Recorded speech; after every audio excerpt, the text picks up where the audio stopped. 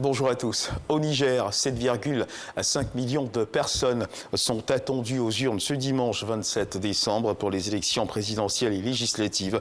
Les 26 000 bureaux de vote doivent ouvrir à 8 h et fermer à 19 h. Une trentaine de candidats sont en liste pour succéder à Mahamadou Issoufou. Mohamed Bazoum du parti au pouvoir, le Parti nigérien pour la démocratie et le socialisme, le PNDS.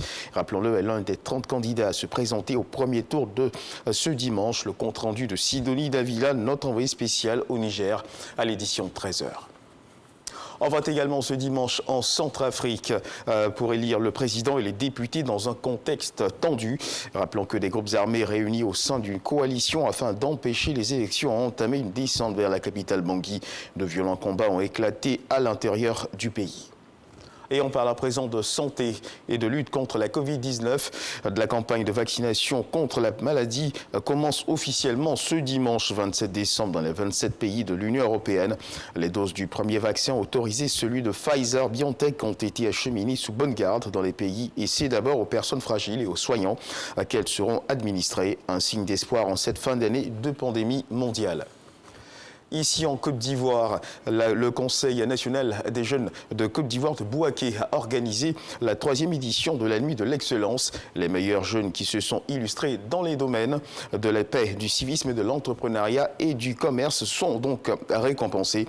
Et ce qu'il faut également savoir, c'est que cette récompense vient pour créer une saine émulation entre les jeunes. Cette activité s'inscrit dans le cadre de l'exécution du plan d'action 2019-2020. Elle marque également la fin des activités du Conseil au titre de l'année 2020, Soro Corona. Ces diplômes d'encouragement et ces prix symboliques sont décernés à des personnes physiques et morales qui constituent des modèles, des jeunes et des structures de jeunesse qui se sont illustrés dans les domaines de la paix, de l'éducation, du civisme, de l'entrepreneuriat et du commerce. Des prix qui invitent les bénéficiaires à redoubler d'efforts dans leurs différents secteurs d'activité. Je lance un message à l'ensemble des jeunes Ivoiriens pour leur dire nous pouvons nous discuter. Lorsqu'on finit de cette discussion, ce qui doit ressortir, c'est le vivre ensemble et c'est la paix. Mon engagement associatif et surtout mon implication dans les actions communautaires sont vraiment suivies et que ça a vraiment eu de l'impact. Nous entendons mettre les bouchées doubles l'année prochaine pour essayer de maintenir toujours cette place à défaut d'avoir d'autres prix. Cette nuit de l'excellence du Conseil national des jeunes de Côte d'Ivoire, CNJCI Bouaké, est à sa 3e édition. Cette activité s'inscrit dans le cadre de l'exécution du plan d'action 2019-2020. Elle marque également la fin des activités du Conseil au titre de l'année 2020. Le Conseil national des jeunes, qui est une institution de la jeunesse, vient ici pour aider l'État de Côte d'Ivoire en ce qui concerne l'encadrement des jeunes. Donc, s'il y a des secteurs que nous avons observé que ces jeunes-là se sont démarqués de par les actions naturellement, nous décernons ces prix à ces personnes. Les autorités administratives et politiques ont encouragé cette célébration qui permet aux jeunes de se révéler. Notre souhait, c'est qu'ils puissent, en tout cas de leur position aujourd'hui, être des ambassadeurs pour que la Côte d'Ivoire puisse être en paix.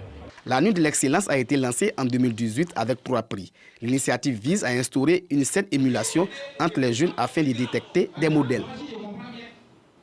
Et c'est la fin de l'année, il faut la terminer en beauté et avec le sourire. La RTI, la radiodiffusion télévision ivoirienne, en partenariat avec le district d'Abidjan, a organisé son traditionnel spectacle d'humour dénommé Bonjour. Un spectacle pour entamer la nouvelle année, comme le disions, avec la gaieté. Une dizaine d'artistes de nouveaux et anciens talents ont égayé le nombreux public du Palais de la Culture de Treichville. Nous y reviendrons également dans nos prochaines éditions. Et puis, la Sotra face au défi de la mobilité, c'est le sujet que nous aborderons ce dimanche dans le cadre du Dimanche Magazine de ce 27 décembre avec le directeur général de la Sotra, M. Meïté Bouaké. C'est la fin de ce flash d'information. Merci de nous avoir suivis. Je vous retrouve à 13 h pour le journal.